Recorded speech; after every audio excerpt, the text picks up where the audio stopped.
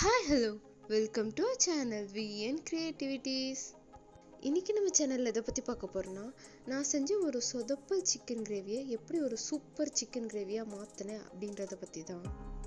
அன்றைக்கி ஒரு நாள் என்னாச்சுன்னு பார்த்தீங்கன்னா, நான் இன்ஸ்டாகிராம் பார்த்துட்டு இருக்கும்போது அதில் வந்துட்டு உப்பு கறி அப்படின்ட்டு ஒரு ரீல் பார்த்தேன். அதை பார்த்தோன்னே நல்லா இருக்கே, நம்மளும் செஞ்சு பார்ப்போம் அப்படின்னு செஞ்சு பார்த்தா அதில் வெறும் உப்பு கறி மட்டும்தாங்க இருக்குது, வேறு எந்த டேஸ்ட்டுமே இல்லைங்க. அதை நான் எப்படி ஒரு சூப்பரான டேஸ்டியான ஒரு சிக்கன் கிரேவியாக மாற்றினேன் அப்படின்றத இந்த வீடியோவில் பார்க்க போகிறோம். அதுக்கு முன்னாடி இப்போ தான் நீங்கள் நம்ம சேனலை ஃபஸ்ட் டைம் பார்க்குறீங்கன்னா மறக்காம சப்ஸ்கிரைப் பண்ணிடுங்க. கூடவே இந்த பெல் ஐக்கனை கிளிக் பண்ணிடுங்க, அப்போ தான் போகிற வீடியோஸோட நோட்டிஃபிகேஷன் உங்களுக்கு வரும். இதுக்கு ஃபஸ்ட்டு அந்த ரீலில் சொன்ன மாதிரி நான் ஒரு பாத்திரத்தை எடுத்து வச்சுட்டு அதில் கொஞ்சமாக எண்ணெய் ஊற்றிட்டேன். எண்ணெய் சூடானதும் கடுகு போட்டாச்சு. அதுக்கப்புறம் ஒரு டீஸ்பூன் சோம்பு அண்ட் ஒரு டீஸ்பூன் மிளகாய் ஆட் பண்ணியாச்சு. தென் 2 சின்ன துண்டு பட்டை அண்ட் ஒரு 8 பல் பூண்டை நசுக்கி சேர்த்தாச்சு. இப்போ இது எல்லாத்தையும் சேர்த்து நல்லா வதக்கிடலாம். இது எல்லாத்தையும் இதில் ஒரு 2 நிமிஷம் நல்லா வதக்குனதுக்கு அப்புறமா நான் ஒரு 10 வரமிளகாய் விதையை நீக்கி எடுத்து வச்சுருக்கேன். அது இதில் ஆட் பண்ணிடலாம். இதில் விதையை நீக்கிற ப்ராசஸை நீங்கள் தயவு செஞ்சு ஸ்கிப் பண்ணிடாதீங்க. ஏன்னா வெறும் வரமிளகாய் போட்டு ரொம்ப காரமாக இருந்தது. ஸோ நீங்கள் விதையை நீக்கி போட்டுக்கோங்க, உங்களுக்கு வேணால் கொஞ்சம் கம்மியாக. அடுத்ததான் ஒரு 2 கொத்து அளவுக்கு கருவேப்பிலை ஆட் பண்ணிக்கிறேன்.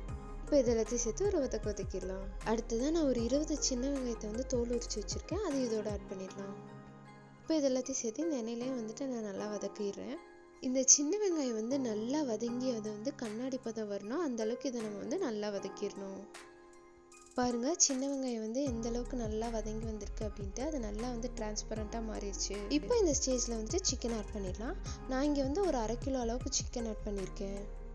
இதுக்கு ப்ராய்லர் சிக்கன் தான் நான் யூஸ் பண்ணியிருக்கேன். இதுக்கு மற்ற சிக்கன் எப்படி இருக்குன்னு எனக்கு தெரியல, ஆனால் இது நல்லா இருந்தது. சிக்கன் ஆட் பண்ணதுக்கப்புறமா அதை நல்லா மிக்ஸ் பண்ணி விட்டுடலாம். இதில் அந்த சிக்கன் இந்த எண்ணெயிலே நல்லா வதங்கி அதுலேருந்தே தண்ணி விடணும். அந்த அளவுக்கு இதை நம்ம நல்லா வதக்கிடணும். இதுக்கு எக்ஸ்ட்ரா எந்த ஒரு தண்ணியும் நம்ம ஊற்ற தேவையில்ல. இப்போ இதுக்கு தேவையான அளவு உப்பு சேர்த்துட்றேன். அடுத்ததாக இதில் ஒரு 1/2 டீஸ்பூன் அளவுக்கு மஞ்சள் தூள் ஆட் பண்ணி. நான் ஆல்ரெடி சிக்கன் க்ளீன் பண்ணதுக்கு மஞ்சள் தூள் அண்ட் உப்பு போட்டு க்ளீன் பண்ணனால நான் இங்கே மஞ்சள் தூள் 1/2 டீஸ்பூன் தான் போட்டிருக்கேன். உங்கள் தேவைக்கேற்ப நீங்கள் கூடவோ குறைச்சோ போட்டுக்கலாம். இப்போ இது எல்லாத்தையும் நல்லா நம்ம மிக்ஸ் பண்ணி விட்டுடலாம். அந்த மஞ்சள் தூள் எல்லா இடத்துலையும் நல்லா பரவற மாதிரி அதை நல்லா மிக்ஸ் பண்ணி விட்டுடலாம். இப்போ பாருங்கள், மஞ்சள் தூள் எல்லா பக்கமும் நல்லா மிக்ஸ் ஆயிடுச்சு. அந்த சிக்கன்லேருந்து லைட்டாக தண்ணி விட ஆரம்பிச்சிச்சு. இப்போ இந்த ஸ்டேஜில் இதை மூடி வச்சு நல்லா வேக விட்டுடலாம். ஒரு 20 நிமிஷம் வேகட்டும். அந்த ரீலில் சொன்ன மாதிரி நானுமே 20 நிமிஷம் எடுத்து பார்த்தேன். சிக்கன் நல்லா தண்ணி விட்டு வெந்துருச்சு, ஆனால் அதில் ஒரு டேஸ்ட்டுமே இருக்கிற மாதிரி எனக்கு தெரிலங்க. பிரியாணிக்குள்ளே இருக்க பீஸ் எப்படி இருக்கும் அந்த மாதிரி தான் காரமும் உப்பு இருந்தது. என்ன பண்ணலான்னு யோசிச்சப்போ தான் எனக்கு சிக்கன் மசாலா வீட்டில் இருந்தது ஞாபகம். ஸோ கொஞ்சமாக சிக்கன் மசாலா அது மேலே நல்லா நான் தூவி விட்டுட்டேன். ஏன்னா எனக்கு கொஞ்சம் மசாலாவாக இருந்தால் தான் பிடிக்கும், எனக்கு அதோட டேஸ்ட் பிடிக்கல. மசாலா சேர்த்ததுக்கப்புறம் அதை நல்லா நம்ம மிக்ஸ் பண்ணி விட்டுடலாம். அதுக்கப்புறமா நான் என்ன பண்ணேன்னா, ஒரு டீஸ்பூன் அளவுக்கு கரம் மசாலா இதில் ஆட் பண்ணிட்டேன். இந்த கரம் மசாலா ஆட் பண்ணிட்டு இதை நல்லா நம்ம மிக்ஸ் பண்ணி விட்டுடலாம். இது ரெண்டும் சேர்ந்ததுக்கப்புறம் ஒரு அரோமா வந்துச்சு பாருங்க. அப்புறம் தான் எனக்கு மன நிம்மதியே வந்தது. சரி, இனிமேல் இந்த சிக்கன் கிரேவி சூப்பராக வந்துடும் அப்படின்ற ஒரு நம்பிக்கை எனக்கு வந்துருச்சு. இந்த மசாலாவெல்லாம் நல்லா மிக்ஸ் பண்ணி விட்டுட்டு கொஞ்சமாக தண்ணி ஊற்றி அதை நல்லா ஒரு 2லேருந்து 5 நிமிஷம் கொதிக்க விட்டேங்க. அதில் இருக்க பச்சை வாசம்லாம் போகணும் அப்படிங்கிறதுக்காக.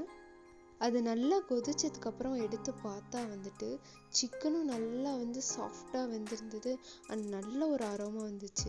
இதை எடுத்து வாயில் போட்டப்போ அப்படியே சிக்கன் கரைஞ்சி வாய்க்குள்ளே போயிடுச்சுங்க. அண்ட் அதோட டேஸ்ட்டும் வேற லெவலில் இருந்தது.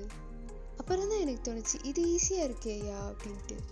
பெருசாக எதுவும் மசாலா அரைக்காம இஞ்சி பூண்டு கூட போடாமல் வெறும் மசாலா வச்சு ஒரு சூப்பரான சிக்கன் கிரேவி ரெடி பண்ணியாச்சு. கடைசியாக அது மேலே கொத்தமல்லி இலைகளை தூவி அதை நல்லா மிக்ஸ் பண்ணி விட்டுட்டேன். அவ்வளோதாங்க, நம்ம சிம்பிளான சிக்கன் கிரேவி சூப்பராக ரெடி ஆயிடுச்சு. அதனாலேயே என் வீடியோஸில் நான் எப்பயுமே உண்மையை சொல்லிடுறதுங்க. இப்போ கூட என்னால் இது உப்பு கறி தான் அப்படின்னு சொல்லிட்டு இதோட மசாலா போட்டதெல்லாம் உங்ககிட்ட காட்டாமல் நான் வீடியோ போட்டிருக்க முடியும்.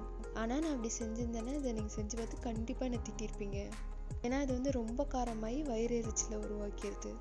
ஆனால் ஒன்றுங்க, இதை வச்சு நான் உப்பு கறி செஞ்சனாலையும் ஒரு சிம்பிளான ஒரு சிக்கன் கிரேவியை கண்டுபிடிச்சிட்டேன். சீரியஸாக மசாலா எதுவுமே இல்லாமல் சிம்பிளாக முடிஞ்சிருச்சு. சோம்பேறி சிக்கனை விடையே இது ஈஸியாக இருக்குங்க.